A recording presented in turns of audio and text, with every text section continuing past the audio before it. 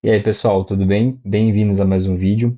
No vídeo passado, a gente falou um pouco sobre árvores de decisão, né?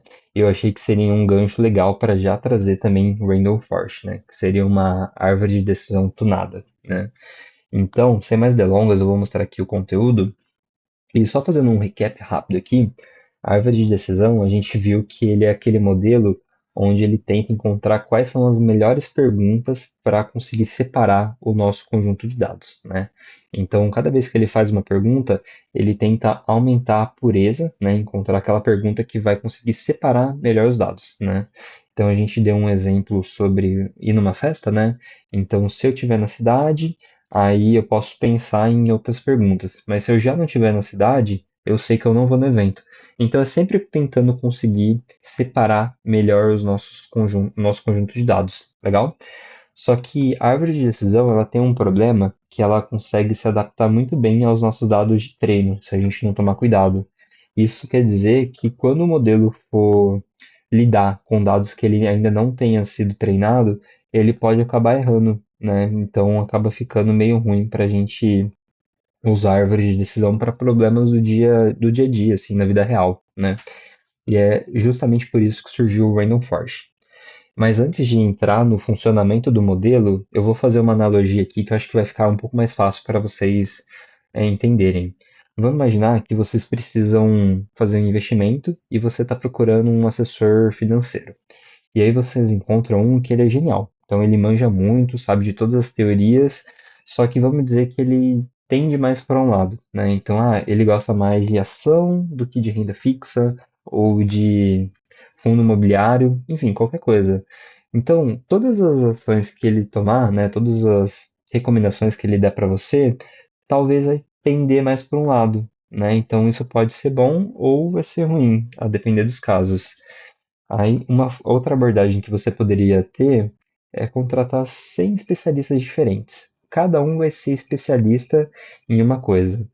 E aí você faz a mesma pergunta e depois vê qual foi o consenso desses 100 especialistas para conseguir, daí sim, tomar a decisão, tá? Então é justamente isso que o Random Forest faz, tá? Enquanto a árvore de decisão ela é como se fosse esse especialista que é genial, que consegue entender todos os conjuntos de dados, o Random Forest ele vai ser um conjunto de várias árvores em que cada árvore é um pouquinho diferente entre cada uma delas e no conjunto da obra ela consegue ter um desempenho muito melhor, tá? Então, o pessoal fala aqui que é a sabedoria das multidões, né? Então é bem interessante essa forma da gente conseguir é, né, tipo, ter essa melhora de performance usando parâmetros diferentes, tá? E beleza, como que funciona o Random Forest, né? Então eu já comentei que são várias árvores de decisão juntas, mas tem um segredinho que para a gente conseguir fazer a Random Forest, a gente precisa de três passos principais. O primeiro é o bootstrap do nosso conjunto de dados, e aqui ele nada mais é do que eu escolher de forma aleatória as linhas ali do nosso conjunto de dados, só que o segredinho aqui é que a gente sempre vai fazer com reposição, tá? Então eu vou até mostrar um exemplo aqui que eu acho que vai ficar um pouco mais simples. Vamos imaginar que a gente tem um conjunto de dados aqui sobre alunos, né? As horas que eles estudaram, se ele dormiu bem na véspera da prova e se ele passou ou não na prova, beleza? Então, o meu conjunto de dados original é esse daqui, e um bootstrap desse conjunto de dados seria eu aleatoriamente pegar um número aqui do nosso conjunto de dados, tá? E ir montando os dados que a nossa árvore vai consumir, tá bom? Então, eu montei aqui uma tabelinha de exemplo só para a gente testar, e para fazer da mesma forma que o modelo faria, eu vou usar a forma aleatório entre, que ela vai fazer justamente esse papel de sortear com reposição os nossos dados, tá? Então eu vou sortear aleatoriamente entre 1 e 5, que é os nossos dados. Opa, ele deu um errinho aqui. Entre 1 e 5. Então, beleza, ele sorteou o aluno 1 aqui por acaso, tá? Mas aí cada vez que eu for sorteando um aluno diferente, Ó, a gente vai ter dados diferentes. Então, por exemplo, aqui ele sorteou três vezes o aluno 2, uma vez o aluno 5 e uma vez o aluno 3. Então, é justamente isso que o Bootstrap ele vai fazer. Legal? Então, é normal e espera-se que às vezes ocorra essa repetição de elementos, beleza? Então, esse é um ponto importante. E aí, uma curiosidade, né? Aqui no nosso exemplo, a gente viu que teve o um e o 4 que ficaram de fora, né? Então, eles até chamam isso aqui de out of bag, se não me engano, tá? Então, que ficaram de fora aqui do nosso conjunto de dados aqui da árvore um. Legal? E aí, o segundo passo interessante aqui para a gente é que para construir a árvore aqui no Random Forest, a gente não vai usar todas as variáveis que a gente tem aqui no nosso conjunto de dados, né?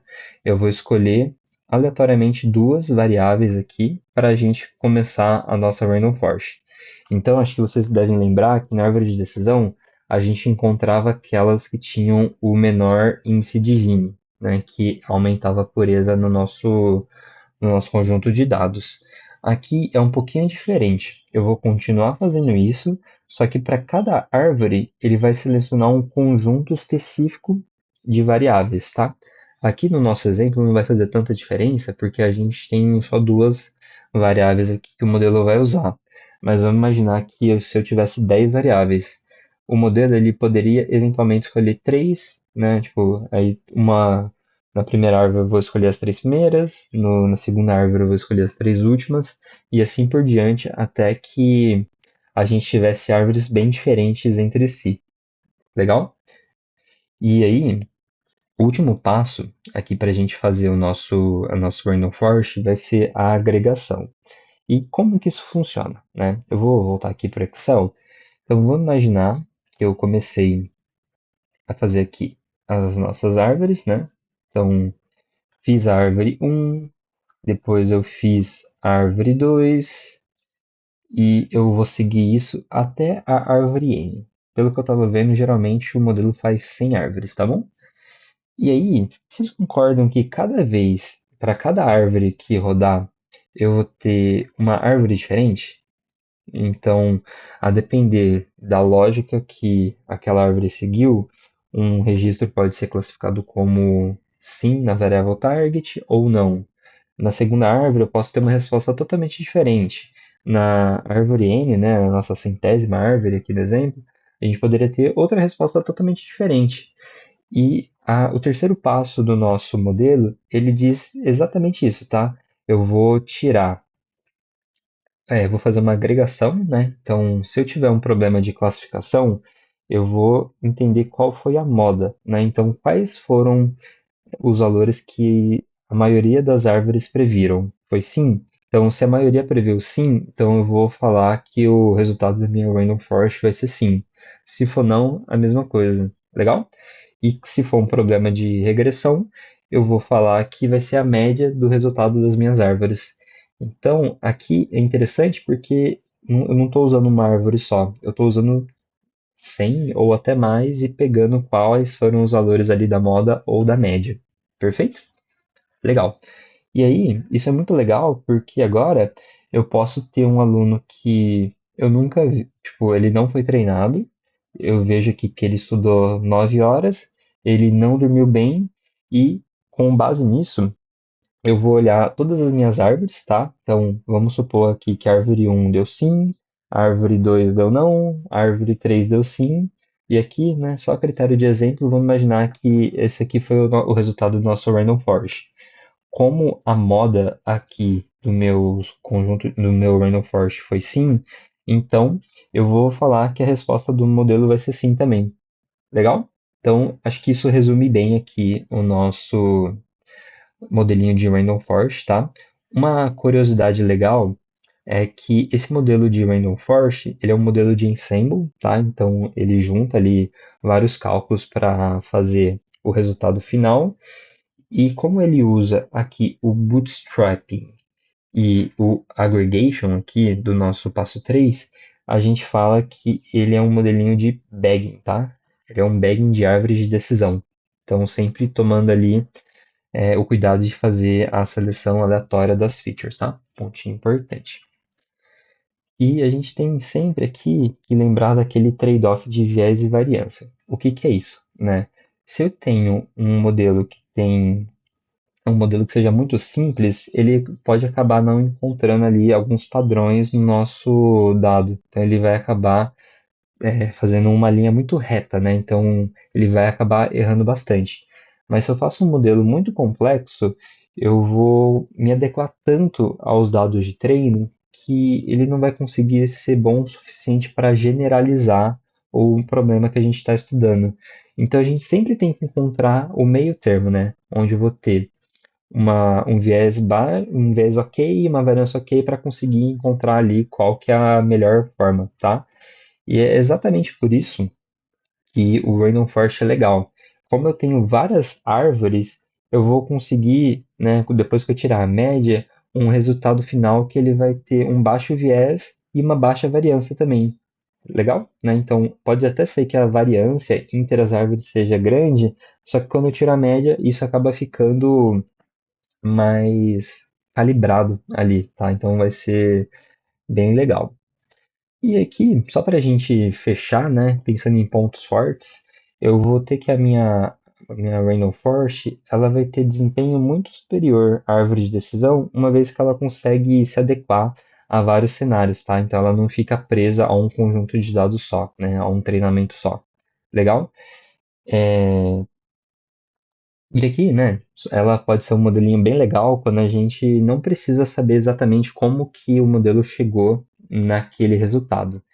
Então, vou dar um exemplo bem bobo aqui, né? A gente está numa competição do Kaggle e eles não querem saber por quê, quais variáveis eu usei ali, como que o modelo chegou.